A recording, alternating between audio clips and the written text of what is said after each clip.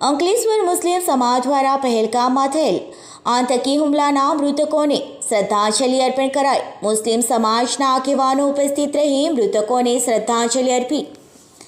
અંકલેશ્વર મુસ્લિમ સમાજ દ્વારા 3 રસ્તા સર્કલ પાસે જમ્મુ કાશ્મીરના પહેલગામમાં આતંકી હુમલામાં મૃત્યુ પામેલા મૃતકોને શ્રદ્ધાંજલિ અર્પી હતી અને આતંકી હુમલાને વંખોડી કાઢ્યો હતો। જમ્મુ કાશ્મીરના પહેલગામમાં પર્યટકો ઉપર આતંકવાદીઓએ કરેલા આડેધડ ગોળીબારમાં 26 પર્યટકોના મોત નીપજ્યા હતા। આતંકવાદીઓએ કાયરતાપૂર્વક આતંકી કૃત્ય સામે દેશભરમાં આક્રોશ ફેલાયો છે। ત્યારે અંકલેશ્વર મુસ્લિમ સમાજ દ્વારા અંકલેશ્વરના 3 રસ્તા ખાતે પહેલગામમાં આતંકી હુમલામાં મૃત્યુ પામેલા પ્રવાસીઓને શ્રદ્ધાંજલિ પાઠવી હતી।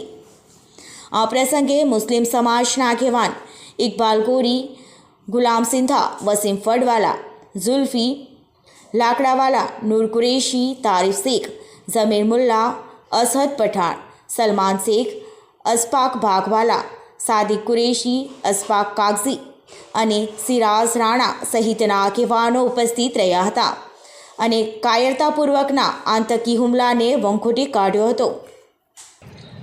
જમ્મુ કાશ્મીરના પહેલગામમાં થયેલ આતંકવાદી હુમલામાં શહીદ થયેલ તમામ શહીદોને અમે હાર્દિક શ્રદ્ધાંજલિ અર્પિત કરીએ છીએ અને ખીરાજે હકીકત પેશ કરીએ છીએ તથા હુમલામાં જે લોકો ઘાયલ થયા છે તે લોકો વહેલા તકે સાજા થાય એવી માલિકને પ્રાર્થના કરીએ છીએ।